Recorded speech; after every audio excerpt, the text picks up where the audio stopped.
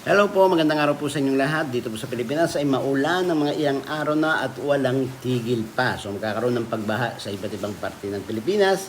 Kung kami naman po ang tatanungin nyo, ang pastor nyo ay okay din naman. Ano po, kapiling si nanay, si pastor ang mga kapatid. So nagkakasama po kami every now and then na natutulog siya dito sa bahay.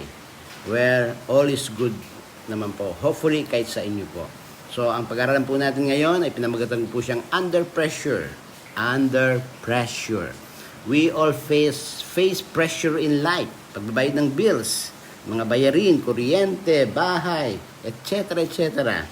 Mga pagpapalaki sa anak, future po nila, iisip natin ang ating pagtanda, or mga sicknesses na nararanasan natin ng mga mahal natin sa buhay. It adds pressure po sa ating mga buhay. Yung pong pentula pressione o yung cookware na may pressure ay meron po siyang isang depressurization na tinatawag na kapag sobra yung init sa loob ng pressure cooker, tumataas po siya para mag-depressurization siya. So, lahat po tayo ay may mga pressure sa buhay. Pero kailangan alam natin kung paano natin i-depressurize yan.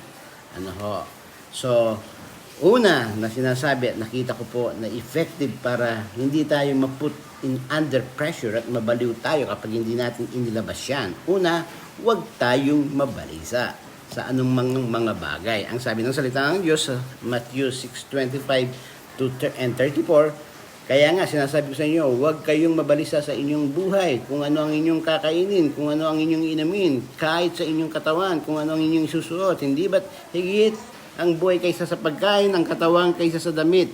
Kaya huwag ninyong alalahanin ng bukas sapagkat ang bukas ay mag-aalala sa kanyang sarili. Sapat na para sa ngayon ang kabalisahan sa araw na ito.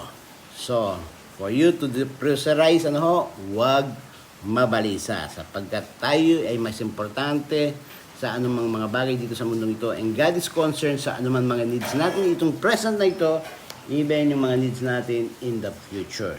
Number 2 points po natin para ma-depressurize po tayo, ay we should trust in the Lord or trust for the unknowns of life. So marami pong mga unknown sa buhay po na nangyayari po natin, hindi natin may paliwanag, At ang tanging pwedeng gawin lang po natin ay magtiwala sa Diyos.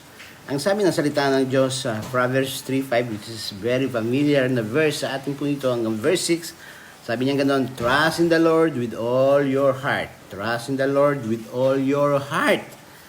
Lahat, 100%. Do not lean on your own understanding. Kung na tayong lahat ay isipin natin, bakit nangyayari ito? Huwag na tayong masyadong ma-pressure kung bakit nangyayari ito.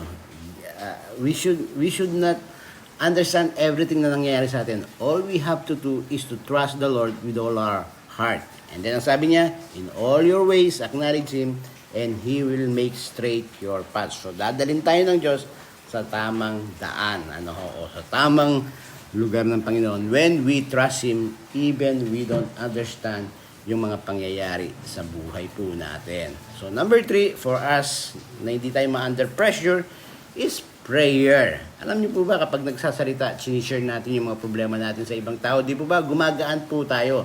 Natatanggal yung pressure, natatanggal ang galit, nagiging magaan ang buhay. So prayer, it helps us a lot. Lalo na ito ay sinasabi natin sa ating Panginoong Diyos na alam nating He is very concerned and He is willing to help and hear our prayers. Ang sabi ng salita ng Diyos sa 1 Thessalonians 5:16 and 18. Rejoice always, pray without ceasing, give thanks in all circumstances, for this is the will of God in Christ Jesus for you. So may mga tatlong bagay na lagi natin dapat ginagawa dito sa talatang ito. Yung we rejoice always. We always pray without ceasing.